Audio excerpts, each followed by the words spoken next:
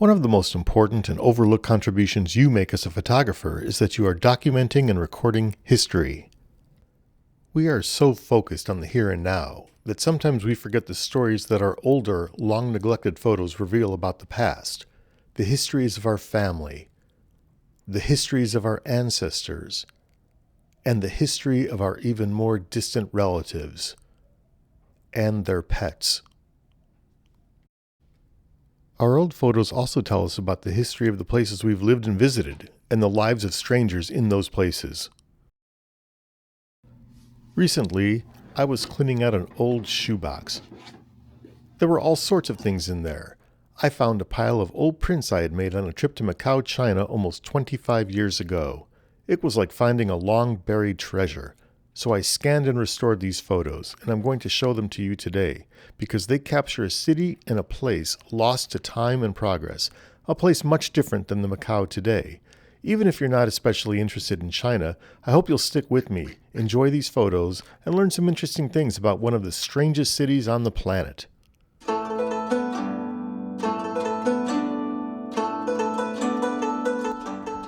Macau is located near Hong Kong off the southeastern coast of China, and it was a Portuguese colony from 1557 to 1999, after which the Portuguese handed it back to China. I visited just a few years after that, and the city was still throwing off the shackles of colonialism, and with an absolute burst of energy and investment from the Chinese government, it was transformed from a sleepy island colony to the largest gaming center in the world, filled with glitzy casinos, flashy high-rises, and a suspension bridge connecting it to Hong Kong. Macau, like most of China, has undergone enormous change. In the last 25 years, its per capita GDP has tripled. Forbes magazine ranks it the second richest territory in the world, behind only Luxembourg. 32 million visitors per year, spend $2.6 billion at its casinos per month, and that's double that of Las Vegas. So now back to my visit and these photos, which date from the turn of the millennium. I was living in the Philippines at the time, and I made several trips to Hong Kong. On one such journey, I took a ferry boat to Macau and walked around for several days. I wasn't there to sightsee as much as just to get a feel for the place. Colonial cities interest me because of the often weird juxtaposition of a foreign alien culture on top of a local culture, and Macau was no exception. The appearance of Portuguese-style colonial buildings and their famous swirling mosaic tile sidewalks in what was and still is an essentially Chinese city was, well, just plain weird. Aside from a couple dated-looking casinos, the city back then looked like no one had paid it much attention in a long time. In a way, that gave it a feeling of authenticity. People were just going about their daily business. There were hardly any foreign tourists. I felt like I might have been the only one around. There were some signs here and there of the storm that was about to hit, new apartment blocks going up, and landfill development around the sea. I really don't know what longtime residents must have felt as they saw their city begin to transform and undergo major changes, where entire neighborhoods became unrecognizable or, in some cases, sprouted up from the ground. One thing that really attracted me about the city was the light. It was as soft and yellow as light can be, and my old Nikon film camera captured it perfectly.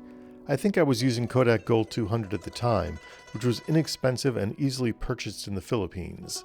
I felt it captured the light accurately and beautifully, and that's what you see here. Once I scanned and digitized these shots, I edited them lightly, mainly with some cropping and mild corrections. I tried to portray the architecture, the street scenes, the atmosphere, and the people. I really wasn't out to make any sort of statement, but rather just to document and capture a place at a specific moment in time. So sit back for the next few minutes and enjoy the rest of old, vintage Macau, China.